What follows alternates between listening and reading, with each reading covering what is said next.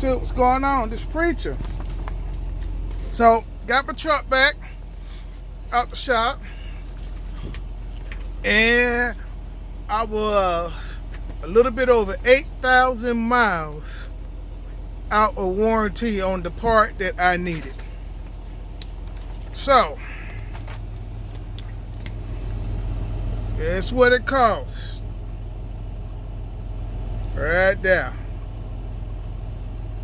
All right, so that's what it cost me. Then I had all that good stuff going on. Yeah, I actually had a lot of things going on after that. It was a recall on a lot of things on my truck. So went on ahead and had them do a whole bunch of stuff that was recalls and stuff that was on my truck. And it was no charge for stuff. See, like the recall, it had a whole bunch of recall stuff. So I'm like, yeah, do the recall stuff. Might as well do the recall stuff, right? So that was like no charge for the all this restore stuff. But it was a whole bunch of stuff, man. I didn't realize you had a whole bunch of recall things that was done. So if you have a 2022 freightliner, you might want to take it back to the freightliner dealership and have them perform all the recall stuff.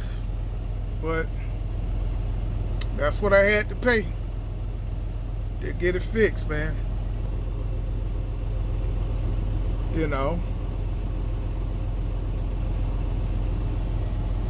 But my problem is now what they did was I didn't have the optimized idle shut down on it. They put that back on, and then they had limit my speed to 70 miles an hour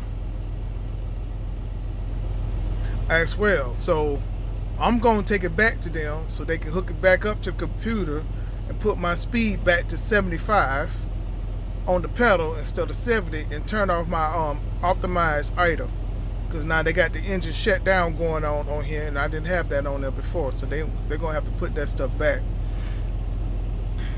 on there. That was crazy, man.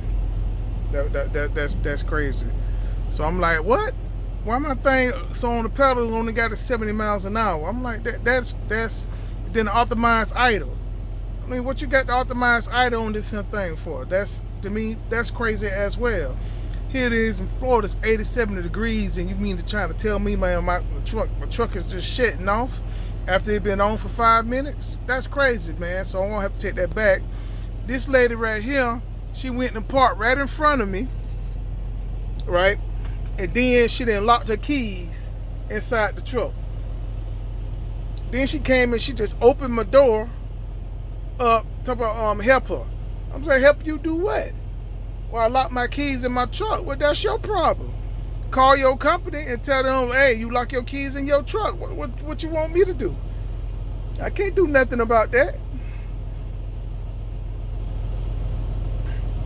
You know, I tried my keys. You know, I got several keys. I got a Kenworth key. I have international key, and I have a Peterbilt key on my chain, you know, and then I had the regular freightliner key. But my freightliner key wouldn't open the doors. So I'm like, hey, that's all I can do. I can't do nothing else more than that. You know, basically, sorry for your luck. I can't help her no more than that. So But yeah, they was like, man, you only had a 300,000-mile warranty on it. I'm like, what? And the thing was, when I had it in the shop before, back in January, I had 298,000 miles on my truck, right? And then they said, well, you just need filters, because it was doing the same thing, and it had started to derate. Then when I took it to the shop, they said, oh yeah, you just need your filters. So they changed out my filters and reset it. And then what, 2.5 months later, oh no, it's your dozer and it's your DEF pump. You need to change that. Well, you need new pumps. The pump leaking DEF fluid all out your pump and everything. I'm like, so it's like, I'm wondering, back in January, was it like that? And then they just like, oh no, it's just the filters, and it's the filters, you know, they just put a band-aid on it, because I was close to about 300,000 miles. And now I'm over to 300,000 miles. Hey, yeah, you need this. And now all these repairs cost me $4,098. You know what I'm saying? And then they talking about you can't have an EFS with it. They can't take an EFS. What you mean we need a credit card? You need a credit card, or you need your bank money to come straight out the bank. I'm like, what kind of mess is that? Know what I'm saying? I mean, they're just crazy, man. It's just crazy how to do it. Then the guy explained to me the EF system is down, so they couldn't run the EF system because it's down. It wasn't working going through the computer. I'm like, man, y'all. And then they told me that, but then they ain't tell me that until it's time to pay for everything. But then they say, hey, but we can't do an EFS though on the amount. I'm like, man, y'all, I don't know, man. I don't know. And then I got the light on, but that's because when Loves did my PM, I made a video about it when it was at Loves doing the PM. Well, they got the wrong filter in. From what the shop was telling me, yeah, they put the wrong filter in, and it's losing my prime. So that's why it says the prime system before crank. So that's why that light is on, because and I'm getting the notice I got to prime the system before it cranks. But then they talking about, well, they'll have to put in new filters and everything, and got to do this. Then they want to charge like 400 something bucks just to do another PM, because they got to change out the filters and stuff. What is that? Well, you ain't doing the oil, so then they want to charge me for the filters and $186 for the labor. I'm like, what? Man, y'all going crazy. I'm like, well, I only have to prime it.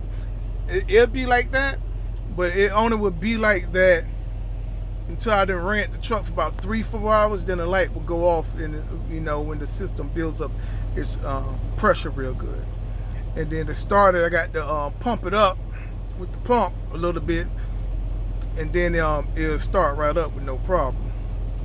So yeah, man, so this is what I got going on. Got the truck back. Just problems, issues, and situations, man. But y'all take it easy.